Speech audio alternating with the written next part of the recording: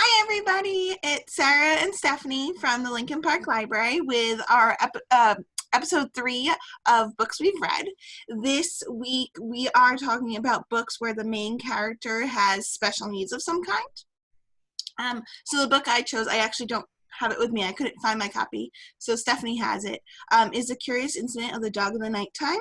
It is an older book. It came out in 2003, but it is on Cloud Library, and if you haven't read it, it's a fantastic book. The narrator of the story is a 15-year-old. I haven't read it in a while. I just forgot his name. Christopher John Francis Boone. And based off that name, you could know why I couldn't remember it because it's kind of long. He starts out in the book as a 15-year-old. And he witnesses, or I shouldn't say he witnesses, he sees his neighbor's dog is murdered. And that kind of, he starts to investigate it, and the cops and his dad are telling him not to investigate it, but he doesn't really listen, and he continues to investigate the murder. And as he's trying to figure it out, he's writing a book, and he discovers other family secrets that his dad really didn't want him to know about. But he does have Asperger's. Now, at the time the book was written, the book is supposed to take place in 1998. Asperger's was the term. However, a few years ago, everything got changed and they redid it. So now it would be considered level 1 on the autism spectrum. So if you're reading it and you're saying that book doesn't have the right terminology, that's why. Because at the time it was the right terminology, just terminology has changed over the years, just like it has for many things. So yeah, the book was really good. It was on the New York Times bestseller list for, I forget exactly how long. Steph, do you remember? I think it was about a year. Close to a year, I think. Yeah, it's an awesome book. It's really, really good. And it's just, even if you did read it, maybe reread it, because it's a really good book. Forget the autism part of it. It's just a great murder mystery in general, but nothing too gory. It's definitely not gory. There is some language in it, not terrible, but it is technically a YA book, which Stephanie and I just discovered. I knew when I first read it, I actually taught it to 8th grade students, advanced 8th grade students. So I knew it was more of a middle school, high school book. That, of course, does not mean that an adult can't read it. It doesn't mean someone younger than that can't read it. For pleasure, most of the books I read are YA, so don't let that bother you. Don't say, oh, I'm 43, I can't read a YA book. Of course you can, so don't let that scare you. But yeah, that's my book. So The Curious Incident of the Dog in the Nighttime by Mark Haddon, murder mystery with the narrator being a 15-year-old boy with Asperger's. And Stephanie, I know you picked a book. The book Stephanie picked, I absolutely love as well. And it's a more recent book. Yes. I picked The Color of B. Larkham's Murder. Unfortunately, this one's not on Cloud Library, although it is available as an ebook, but we just never bought it for Cloud as the consortium or any of the other libraries. This is her first, it's by Sara J. Harris. This is her first adult novel. She apparently also writes YA under the name of Sarah Sky. This book, I really liked it. It was a little harder to get into than Curious. I think Curious is, if you're only going to read one, read Curious. Yeah, you definitely get into the story right away with Curious. Yes. And this one, I had told Sarah to read it because I thought she's always looking for things for the book club. And I said, oh, try reading this book. And I knew she would like it because she loves Curious. And we've talked about that book like 100 times. And so she read it and she says to me, you didn't tell me this book was like so slow in the beginning and hard to get into. And I was like, oh, yeah, it was. I forgot, because once it got good, then you kind of forget that it was a little slow to get into and in the beginning. This is the story of 13-year-old Jasper. It takes place in the UK, and Jasper has autism, and although it's not really described much at all, you kind of deduce that he has autism. But he definitely has synesthesia, which is when people hear sounds but see colors, and not like if you hear the word purple and you see purple in your head, but I mean if you hear the word boat and you see mustard green or mustard yellow, or if you hear a country music song and that makes blue colors or something come into your head. And it's different for different people from what I've read about the condition. Not everyone sees the same colors for the same sounds or the same words.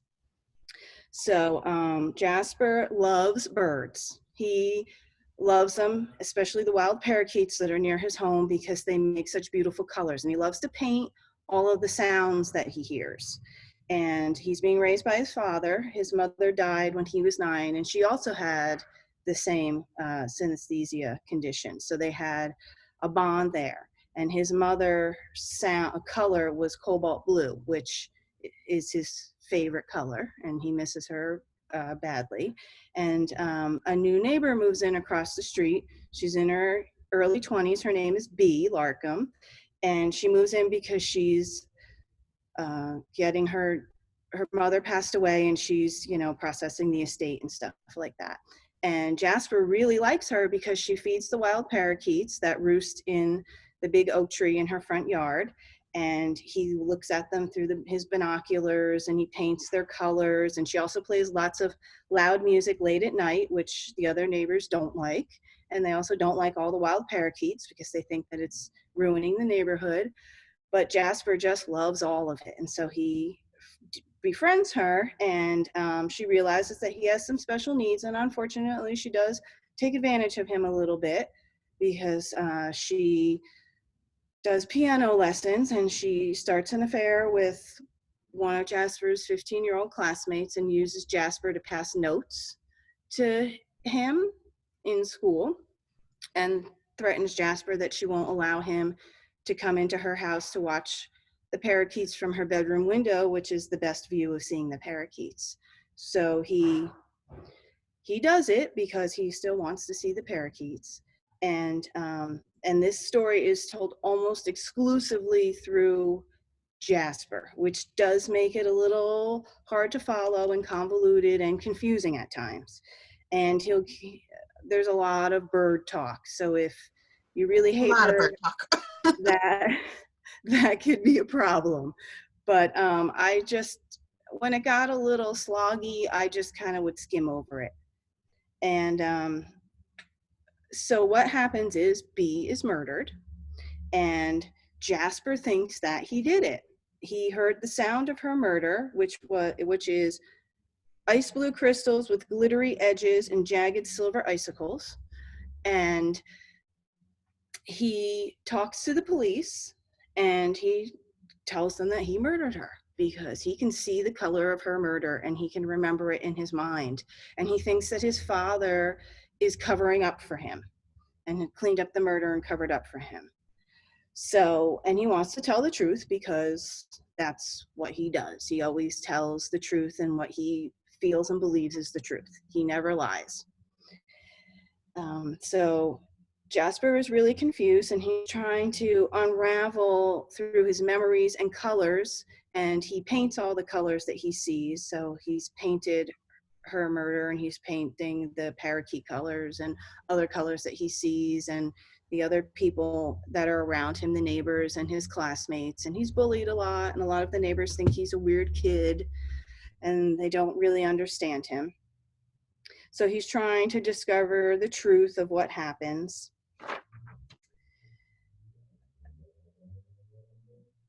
And that's pretty much, I don't want to give anything else away after that, because then I'm going to give you the story away. And he does have some other special needs that you discover in the book that I'm also not telling you about, because I think that that's a really key part of the story, and I don't want to give the story away. Now, I read a lot of books, and a lot of times I figure out who did it probably about halfway through the book. I figured out who did this almost towards the end. So I really liked that because that made it more interesting for me. And there were, a bunch of people that could have done it. Jasper, his father, some of the other neighbors. And then when you finally figure out the whole story, it's pretty interesting. I had the same reaction that, I didn't figure it out until very close to the end. And I was like, oh my gosh, that makes sense. But you have to know all the other pieces and really put it together to figure it out. And you're right. If you said too much more than that, you would give too much away. And what I forgot to say is Curious is very similar to B in the fact that I forgot to, besides the fact that they're both teenage special needs boys, they both only live with their fathers. And Curious also takes place in London. I forgot to say that. That's what I So forgot. I forgot about that connection actually until we both started talking. And maybe that's why I like both of them. They're both very similar settings, but very different stories, even though so much of it's the same. Yes, definitely. And if you read reviews of B, there's a lot of people that say, oh, if you love Curious, you'll like this book. So a lot of people Yes. connect them together. And I think it is because it's teenage boys. They both have autism, although Jasper has other issues as well. But yeah, I really enjoyed the book. I would recommend it. But like I said, if you're only going to read one book that Sarah and I are talking about today, read Sarah's because it's better. Not that B. Larkham's is terrible, but it can be a little slow at times and sloggy and convoluted and hard to understand. And I think that's truly because the author is writing as as much as she can as an autistic teenage boy with synesthesia, which Mhm. makes life difficult, I'm sure. Yeah, B definitely takes, I want to say it was a good 100 pages. But Mhm. to really get into it, but those 100 pages are really important because if you don't read those 100 pages, you won't understand the rest of the book. It really sets up everything very nicely and explains everything about the main character. And I know for me, a lot of times, and a lot of other people I know, after, you give a book 50 pages, and if you're not into it, you just, let me pick another book. This one, you have to give it a little bit more. But as Stephanie said, once you get past that beginning part, it's really, really good. It's really good. But you do have to get past that boring, sluggish beginning, but it's important. Yes, definitely. There's a lot of little things that you need to pay attention to in this book. And he can get very descriptive at times between the birds and the colors.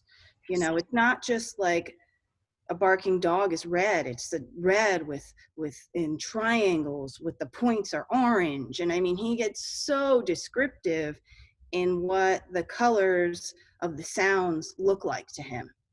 They're not just blue. It's cobalt blue. It's ice blue with glittering crystals. And he likes B. Oh, I forgot to note that because her color when she speaks is sky blue, and his mother's color was cobalt blue. And so he very much loves his mother's color and misses her. And since her color was similar, he felt immediately at ease with her and trusted her, I think, because they had similar colors. And unfortunately, like I said, she kind of used him a little bit. She wasn't exactly the nicest person. Not that she was a terrible person. She certainly didn't deserve to be murdered. But, she realized that she could use him, and she did. Okay, well, I think that's it for this week's episode, and we'll see you in another 2 weeks with We Haven't Picked a Topic Yet. So if you have a topic you want us to talk about, or genre, I should say, let us know, and we'll try to fit that. All right, Exactly. until Yes. next time. And Sarah's going to put our picks in the description so that you can remember what they are. Yes. Mm-hmm. And we hope you read them. And if you do, let us know what you think. All right. Well, thanks for joining us. Thanks. Bye.